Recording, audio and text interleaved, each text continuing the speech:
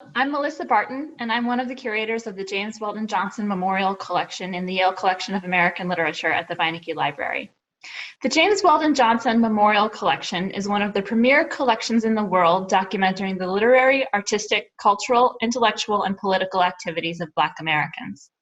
With more than 13,000 volumes and hundreds of linear feet of manuscript material, not to mention thousands of pieces of sheet music, photographs, ephemera, and sculpture, the James Weldon Johnson Memorial Collection is among the Yale Library's most consulted collections. Some of the many extraordinary manuscripts in the collection include drafts of Richard Wright's Native Son, Zora Neale Hurston's The Rise for Watching God, Langston Hughes's Montage of a Dream Deferred, James Weldon Johnson's own God's Trombones, and W.E.B. Du Bois's Harvard thesis, The Renaissance of Ethics.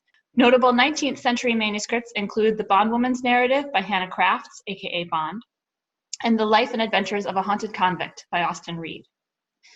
The JWJ collection, as we call it, was established in 1941 to honor and celebrate the cultural achievements of African Americans.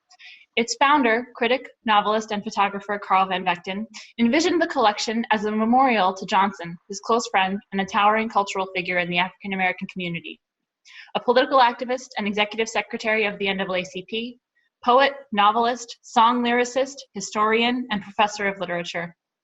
Today, the collection's diversity of interests, vocations, and purpose reflect those of its namesake.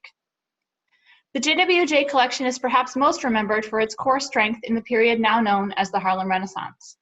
Representative correspondence from that period reveals how richly the collection documents the fervor and cultural foment of that period and how it affected the daily lives of young writers, artists, and their friends, among them Langston Hughes, Zora Neale Hurston, Gwendolyn Bennett, Arna Bontemps, Countee Cullen, Harold Jackman, Nella Larson, Claude McKay, Richard Bruce Nugent, Dorothy Peterson, and Wallace Thurman, each of whom is represented by one or more groups of letters.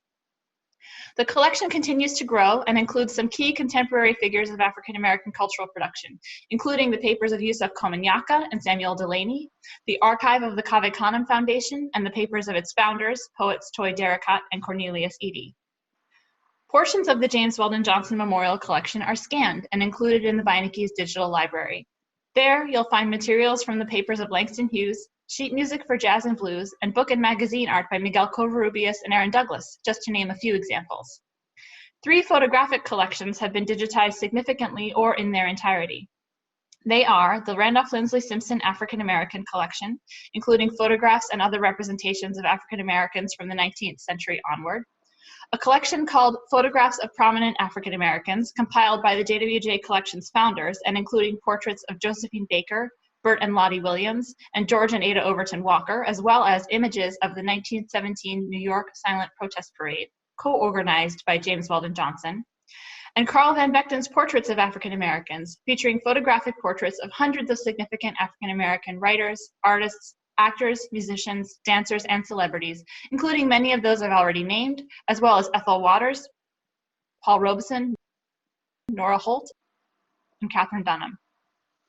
These images are downloadable free for your personal use. Our digital library is free and open for anyone to access without restriction. If you should have questions about the James Weldon Johnson Memorial Collection, you can email me at melissa.barton@yale.edu. Thank you for your interest and enjoy exploring the collection.